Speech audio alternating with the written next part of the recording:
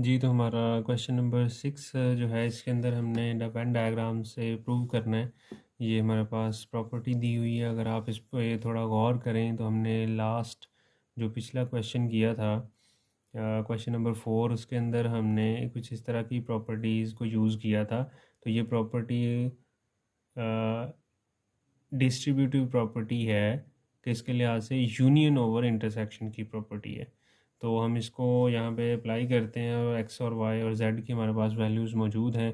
तो हमने इसकी डायग्राम बनानी है। तो डायग्राम बनाने के लिए हम ये देख लेते हैं कि कौन से डिसजॉइंट सेट्स हैं और कौन से जो है वो ओवरलैपिंग सेट्स हैं। अगर हम एक्स और वाई की बात करें तो इसके अंदर बिल्कुल डिफरेंट हैं एलिमेंट्स। यहाँ पे माइनस के एलिमेंट्स हैं, यहाँ पे प्लस के एलिमेंट्स हैं। इसका मतलब ये एक्स और वाई दोनों डिसजॉइंट सेट्स हैं। लेकिन z की बात करें तो z जो है वो इंटीजर्स का सेट है। उसके अंदर 0 +-1 +-2 +-3। अब यहाँ पे देखें, यहाँ पे प्लस का 1 भी मौजूद है, माइनस का 1 भी मौजूद है। और अगर हम यहाँ पे देखें तो प्लस का 1 इधर पड़ा हुआ है, माइनस का 1 इधर पड़ा हुआ है।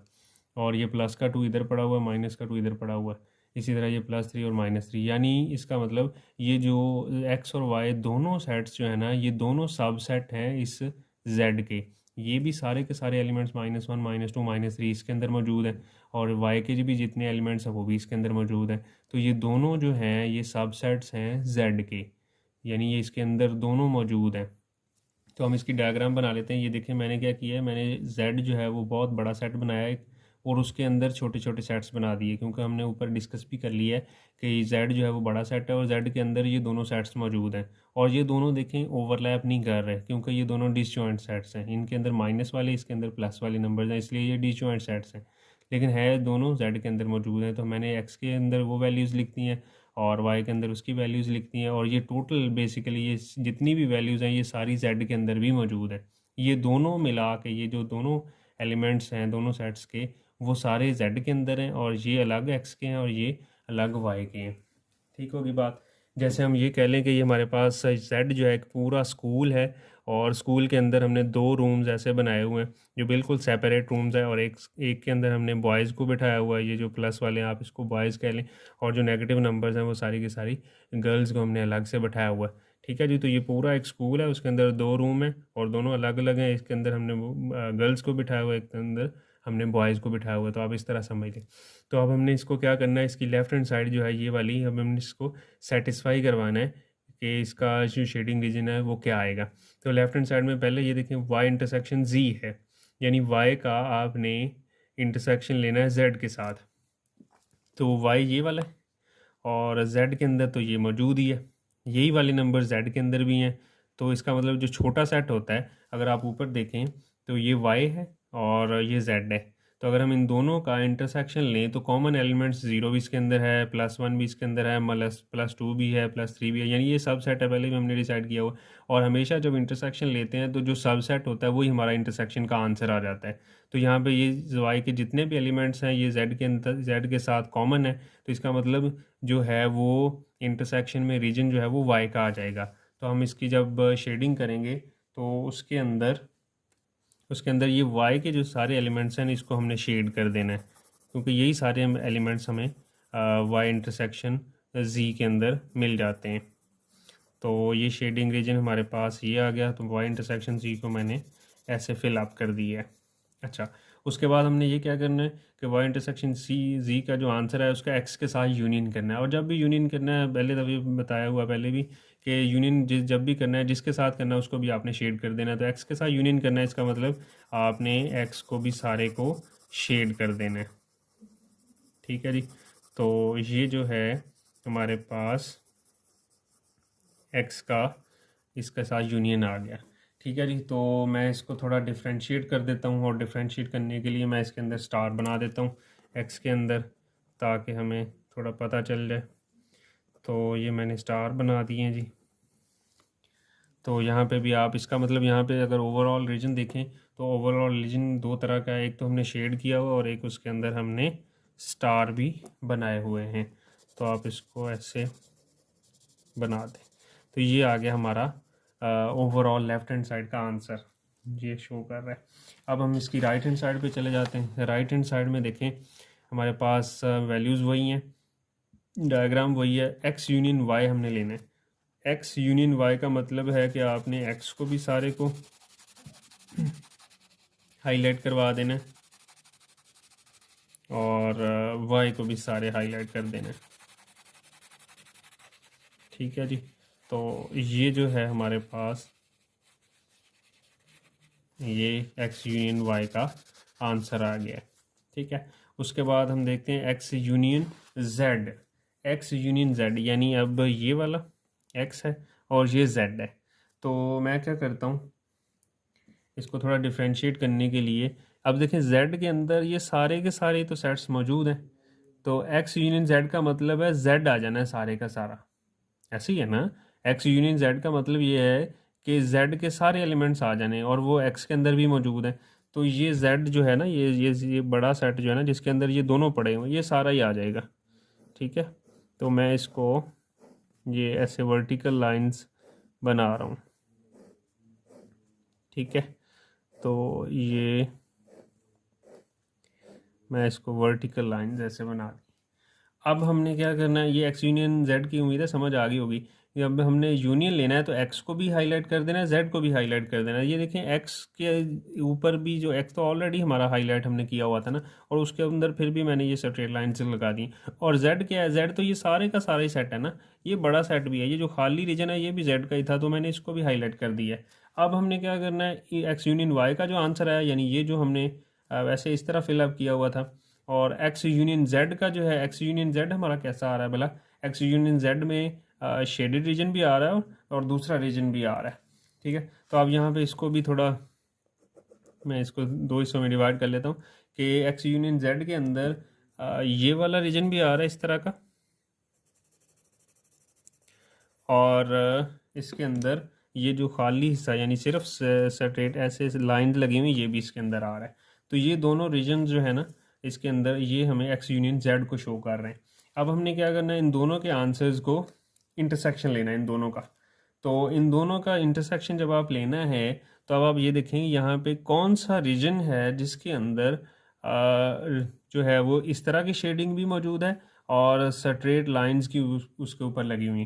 तो अगर आप गौर करें तो ये एक्स का जो हमारे पास सेट है और ये जो वाई का सेट है, इसके ऊपर शेडिंग भी हुई हुई है, लेड पेंसिल से भी मैंने इसको फिलअप किया हुआ है, और इसके ऊपर वर्टिकल लाइंस भी लगी हुई हैं। यानी ये जो कॉमन रीजन आ रहा है ना, वो ये वाले एक्स और वाई, ये पूरे के पूरे सेट्स आ रहे हैं। तो इसका मतलब हमने जो है ओवरऑल जो आंसर निकाला है उसके अंदर उसको शेड भी किया हुआ है, शेडी रीजन भी है, और उसके ऊपर लाइंस भी लगी हुई हैं ऐसे। तो अगर आप ये देखें तो ये आपको इधर क्लियरली नज़र आ रहा है इस फिगर के अंदर कि एक्स जो सर्कल है उसके ऊपर शेड भी किया हुआ और वर्टिकल लाइंस भी लगी हैं, और वाई जो है उसके ऊपर भी शेड भी किया हुआ और वर्टिकल लाइंस लगी हुई हैं। इसका मतलब इसका ओवरऑल जो आंसर है ना, वो एक्स और वाई ये सर्कल्स जो है ना, ये हमारा आंसर है। और अगर हम लेफ्ट हैंड साइड की बात करें तो उसके अंदर भी ये देखें एक्स और वाई जो है ये पूरे के पूरे हमने सर्कल जो है वो शेड किए हुए थे। ठीक है, तो इसका मतलब ये इसका आंसर भी सेम है और इसका आंसर भी सेम है। तो हम ये कह सकते हैं कि लेफ़्ट हैंड साइड जो है वो राइट हैंड साइड के इक्वल आ गई है जी। तो हमारा नेक्स्ट क्वेश्चन नंबर 7 है और इस एक्सरसाइज का ये लास्ट क्वेश्चन है जिसके अंदर हमने वेरीफाई करना है ये प्रॉपर्टी लिखी हुई है। और अगर आप इस प्रॉपर्टी के ऊपर भी गौर करें तो ये डिस्ट्रीब्यूटिव प्रॉपर्टी है इंटरसेक्शन ओवर यूनियन की। तो इसके अंदर हमारे पास कुछ वैल्यूज़ दी हुई हैं एक्स वाई जेड की। एक्स की वैल्यू वहाँ पे डिस्क्रिप्टिव फॉर्म में लिखी हुई है, सेट ऑफ फर्स्ट 3 वाउल्स। तो 3 वाउल्स आपको पता है कौन से होते हैं, ए ई आई। अगर हम टोटल 5 के 5 वाउल्स क्या होते हैं, ए ई आई ओ यू, लेकिन उसमें से हमने क्या करना है, पहले 3 लिखने हैं, तो मैंने पहले 3 ए ई आई लिख दिए हैं। उसके बाद वाई जो है आपको डिस्क्रिप्टिव फॉर्म में लिखा हुआ है set of letters of word energy, यानी ये एनर्जी के अंदर जितने वर्ड्स आ रहे हैं ना, ये E N E R G Y, ये हमने अलग से इसका क्या करना है, सेट बना देना है। तो मैंने इस एनर्जी के जो जितने भी स्पेलिंग है उसको कॉमा के साथ मैंने लिख दिया है और ये वाई का हमारे पास सेट बन गया। अगर हम इस पर गौर करें तो इसके अंदर ये देखें E N R G Y है, लेकिन यहाँ पे spelling E N E R G Y, यहाँ पे 2 दफ़ा ई आ रहा है, लेकिन मैंने जब सेट बनाया तो उसके अंदर सिर्फ 1 दफ़ा लिखा है। क्योंकि इसकी रीज़न ये है कि हमारे पास जो है ना, सेट की डेफिनेशन हमें ये कहती है कि सेट के अंदर जो भी एलिमेंट्स होते हैं वो कोई भी नंबर जो है, कोई भी एलिमेंट है वो रिपीट नहीं होना चाहिए। तो हमने ई जो है अगर 2 दफ़ा आ रहा है तो हमने उसको 1 दफ़ा लिखना है। अगर यहाँ पे कोई ऐसा नंबर है जो 3 दफ़ा या 4 दफ़ा भी आ रहा है, लेकिन जब हमने उसको सेट में कन्वर्ट करना है तो सेट के अंदर एक जो एलिमेंट है वो एक दफ़ा ही आना चाहिए, रिपीट नहीं होना चाहिए। अगर वो रिपीट होगा तो वो फिर सेट ही नहीं आए होगा। तो इसी तरह अगर हम जेड की बात करें तो यहाँ पे भी एक लेटर वर्ड हमारे पास है अलजबरा, और उसके हमने लेटर्स को जो है वो सेट में कन्वर्ट करना है। तो यहाँ पे भी देखें अलजबरा स्पेलिंग है ALGEBRA। तो यहाँ पे ए जो है वो 2 दफ़ा आ रहा है, लेकिन हमने उसको एक दफ़ा लिखा और बाकी सारे स्पेलिंग वैसे लिख दिए हैं। ठीक है, तो इसका अब ये हमने टेबुलर फॉर्म में इसको कन्वर्ट कर लिया। यहाँ पे एक्स ये है, AEI, वाई के भी एलिमेंट्स ये आ गए, जेड के भी आ गए। तो अब हमने जो हमारी ऊपर हमने descriptive property intersection over union की बात की थी, उसका हम लेफ्ट हैंड साइड और राइट हैंड साइड के आंसर्स सेम बनाने की कोशिश करेंगे। तो उसके लिए डायग्राम बना लेते हैं। डायग्राम बनाने के लिए फिर हमें एक और चीज़ की ज़रूरत है कि एक्स वाई जेड इसके अंदर कुछ ओवरलैपिंग हो रही है या ये तीनों डिसजॉइंट सेट्स हैं, वो हम डिस्कस कर लेते हैं ताकि हमारी डायग्राम बनाने में आसानी हो। तो अगर हम ये गौर करें, तीनों के अंदर एक्स के अंदर भी ई आ रहा है, वाई के अंदर भी ई आ रहा है और जेड के अंदर भी ई आ रहा है। इसका मतलब ई एक ऐसा नंबर है, एक ऐसा एलिमेंट है जो तीनों सेट्स के अंदर है। तो हमने सबसे पहले क्या करना है, ये जो हमारे पास डायग्राम है उसके अंदर एक तो ओवरलैपिंग ये कर रहे हैं क्योंकि हमारे पास कॉमन एलिमेंट्स हमें मौजूद मिल रहे हैं। तो यहाँ पे ये जो कॉमन रीजन है जो तीनों का है वहाँ पे ई लिख देना है। ठीक है, तो मैंने यहाँ पे ये कॉमन रीजन है, इसके अंदर मैंने ई लिख दिया है। ये कॉमन रीजन क्यों है? क्योंकि ये एक्स का भी ये हिस्सा है, वाई का भी हिस्सा है, जेड का भी हिस्सा है। तो मैंने ये डायग्राम इस तरह बनाई है जहाँ पे ये एक्स वाई जेड का तीनों का कॉमन रीजन आ रहा है और उसके अंदर हमारे पास एक ही एलिमेंट है जो ई आ रहा है। ई के अलावा और कोई नंबर नहीं है जो तीनों के अंदर है।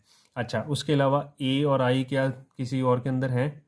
हाँ जी, ये ए और ये जो ए है ये जेड के अंदर भी आ रहा है जी। तो हम ये देखें कि एक्स और जेड के अंदर एक और ऐसा हमें एलिमेंट मिल रहा है, वो ए है। ए दोनों के अंदर है, यानी एक्स और जेड का जो कॉमन रीजन है। तो अगर हम डायग्राम देखें, एक्स और जेड का कॉमन रीजन ये वाला है, ये जेड है, ये एक्स है, और इन दोनों का कॉमन रीजन ये वाला है। तो यहाँ पे ये ए आ जाएगा।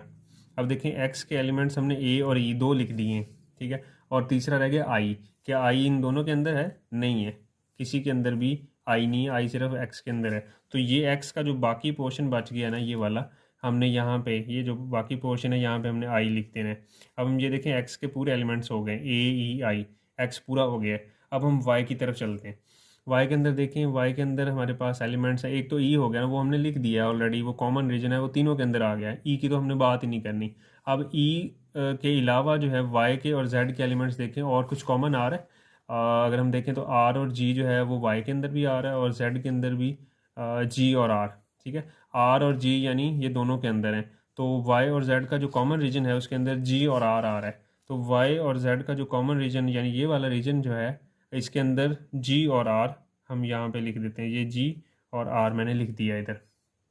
अच्छा, उसके बाद हम ये देख लेते हैं, जी और आर के अलावा, जी और आर के अलावा जो है वो हमारे पास वाई के अंदर एन और वाई रह गया, क्योंकि ई तो हमारे पास ऑलरेडी तीनों के अंदर कॉमन है ना। तो एन और वाई सिर्फ और सिर्फ जो है वो वाई के अंदर ही आ रहे हैं। तो वाई का जो बाकी पोर्शन आ गया उसके अंदर हमने एन और वाई लिख देना है। तो यहाँ पे एन आ गया और एक आप वाई लिख लें। ठीक है, ये कैपिटल वाई जो है वो सेट को शो कर रहा है, ये इसका नाम जो हमने रखा हुआ, और जो स्मॉल वाई है वो उसका एलिमेंट है। और इसके बाद हम ये देख लेते हैं कि जेड के अंदर कौन से एलिमेंट्स अब रह गए। तो जी और आर तो कॉमन रीजन के अंदर आ गए, ई भी हमारे पास वो तीनों का कॉमन रीजन वो भी आ गया। तो बाकी रह गया और ए भी जेड के अंदर हमारे हमने लिख लिया है। तो एल और बी रह गया। तो इसका मतलब एल और बी जो है वो मैंने इधर लिख दिए। तो ये हमने इसका एलिमेंट्स जो है वो डायग्राम के अंदर बना दिए। अब हम इसकी शेडिंग करेंगे। तो लेफ्ट हैंड साइड का आंसर पहले हमने वाई यूनियन जेड लेना है। तो वाई यूनियन जेड जो है वो इसका मतलब वाई और जेड दोनों को हमने शेड करना है। तो हम इसको शेड कर देते हैं जी। वाई यूनियन जेड जो है वो हमारे पास वाई ये वाला पोर्शन है और जेड जो है वो ये वाला पोर्शन है, ये वाला। अच्छा, उसके बाद हम ये देखते हैं कि हमने इसका क्या करना है आगे। नेक्स्ट वो हमने करना है, जो आंसर आया है उसका हमने एक्स के साथ इंटरसेक्शन लेना है। और इंटरसेक्शन का मतलब है कि हमने ये जो जितना भी शेडेड रीजन लिया है, क्या उसके अंदर कोई एक्स का भी कोई पोर्शन आ रहा है? तो अगर आप गौर करें तो ये जो पोर्शन है यहाँ से ये वाला पोर्शन और ये वाला पोर्शन जो है, इसको अगर हम गौर करें तो ये x का पोर्शन है, ये जिसके अंदर a लिखा हुआ ये भी x का पोर्शन है, जिसके अंदर e लिखा हुआ वो भी, और ये जो ऊपर खाली पोर्शन है ये भी हमारा जो है वो x का पोर्शन है। ठीक है, तो इसका मतलब ये हमारा लेफ़्ट हैंड साइड का आंसर है। तो मैं इसको थोड़ा डिफरेंट कर देता हूँ, तो मैं इसको अब फिलअप करने लगा हूँ मार्कर के साथ ताकि क्लियर नज़र आ जाए। तो ये जो है इसके अंदर ई और ए, ये जो आप वैसे ज़ुबानी याद रख लें क्योंकि जब मैं इसको फिल करूँगा तो ये इसके अंदर अब नज़र नहीं आएंगे। तो ये वाला जो पोर्शन है, ये वाला एक ये हो गया, और इसके साथ ये वाला जो पोर्शन है ये हमारा ओवरऑल एक्स का पोर्शन है, एक्स का हिस्सा है। तो ये जो सारे का सारा है, पहले मैं ये देख लूँ वाई यूनियन जेड को हमने कैसे किया था। वाई यूनियन जेड का हमने वैसे इसको लेड पेंसिल से फिलअप किया हुआ है, और उसके बाद जो हमारा ओवरऑल आंसर है वो आपको क्लियर नज़र आ रहा है, मार्कर के साथ फिल किया हुआ। तो मैं इसको भी जो है वो मार्कर के साथ अच्छी तरह आप इसको फिल कर लीजिएगा, मैं ज़रा रैंडमली थोड़ा कर रहा हूँ। तो ये जो इस तरह का पोर्शन आपको मार्कर से नज़र आ रहा है, ये हमारा लेफ़्ट हैंड साइड का ओवरऑल आंसर है। अब हम राइट हैंड साइड की तरफ चलते हैं। तो राइट हैंड साइड में भी आप देख लें नंबर्स वैसे ही लिखने, आपको याद होगा यहाँ पे कॉमन रीजन तीनों पे वो ई है, और यहाँ पे एक्स और जेड के साथ कॉमन रीजन यहाँ पे ए था, और फिर उसके बाद यहाँ पे ये जी और आर है, और यहाँ पे एन और वाई था, यहाँ पे बी था और एल था, और जो आई बाकी रहेगा वो एक्स के साथ आ गया। तो ये हमने नंबर्स एलिमेंट्स लिख लिए। उसके बाद X intersection Y, X intersection Y का मतलब है कि हमने एक्स और वाई के अंदर कॉमन एलिमेंट्स देखने। तो एक्स और वाई के अंदर जो कॉमन रीजन है वो ये वाला बनता है, ये आपको नज़र आ रहा है, ये जो एक्स और वाई के दरमियान कॉमन रीजन है वो ये वाला है। ठीक होगी बात, जहाँ पे ई नीचे लिखा हुआ है, ऊपर वाला खाली पोर्शन है, ये हमारा एक्स और वाई का कॉमन रीजन आ गया। अब हमने एक्स और जेड का लिखना है। तो एक्स और जेड का जो कॉमन रीजन है उसके अंदर ये ए पड़ा हुआ है और ई भी पड़ा हुआ, और ई ऑलरेडी शेडिड है पहले से ही। तो चलें आप इसको भी फिलअप कर दें, इसको थोड़ा डिफरेंट कर देते हैं हम। तो मैं इसको लाइंस लगाने लगा हूँ। तो ये जो इस तरह का रीजन है ना, ये वाला, ये हमारा एक्स और जेड का कॉमन रीजन है। तो मैं इसको साथ साथ लिख देते हैं। एक्स इंटरसेक्शन वाई को हमने शेड किया हुआ लेड पेंसिल से, और उसके बाद एक्स इंटरसेक्शन जी है, तो एक्स और जी जो है इसको मैंने ये शेड किया है, उसके अंदर थोड़ा सा पोर्शन जो है वो शेडेड रीजन का भी है इस तरह का, और थोड़ा बाकी जो पोर्शन है उसके अंदर वर्टिकल लाइंस लगी हुई हैं ऐसे। ठीक है, तो ये इस तरह का जो रीजन है वो हमारा एक्स इंटरसेक्शन सी जी को शो कर रहा है। और अब हमने क्या करना है, इन दोनों के आंसर्स को, यानी ये जितने भी पोर्शन है इसका यूनियन लेना है। तो ये देखें जितना यूनियन के अंदर सारे जो है ना सारा हिस्सा ही आता है। तो अगर हम यहाँ पे देखें तो यहाँ पे टोटल रीजन जितना भी शेड हुआ हुआ है वही हमारा आंसर है। तो अगर हम उसको शेड करें मज़ीद, क्योंकि यूनियन लेना है, तो अगर हम मज़ीद उसको शेड करें तो एक तो ये शेडेड रीजन है और एक ये वाला, टोटल एलिमेंट्स ये हैं। तो अगर हम इसको शेड करें तो यही आंसर हमारा आना है। तो ये वाला शेडेड रीजन आ जाएगा और उसके साथ ये वाला शेडेड रीजन आ गया, क्योंकि ये सारे का सारे शेड होना है ना। तो ये वाला हमारा ओवरऑल आंसर आ गया। अब हम ये देखें क्या दोनों के अंदर जो है वो मैचिंग हम अगर करें लेफ़्ट हैंड साइड की और राइट हैंड साइड की, तो उसके अंदर वहाँ पे भी वही कॉमन रीजन आ रहा है, यहाँ पे भी वही कॉमन रीजन आ रहा है। तो हम ये कह सकते हैं, तो पहले मैं इसको देख लूँ कि इसको मैंने मार्कर से फिलअप किया हुआ है, तो आप इसको भी यहाँ पे मार्कर से फिलअप कर दें। ठीक है जी, तो हम यहाँ पे ये कह सकते हैं लेफ़्ट हैंड साइड जो है वो राइट हैंड साइड के बराबर आ गई है। तो ये हमारी एक्सरसाइज जो है 3.1 हमने कंप्लीट कर दी है। किसी को कोई प्रॉब्लम है तो आप कमेंट सेक्शन में जाके अपनी प्रॉब्लम को लिखें, हम इंशाल्लाह उसका जल्द से जल्द आपको आंसर देंगे। शुक्रिया।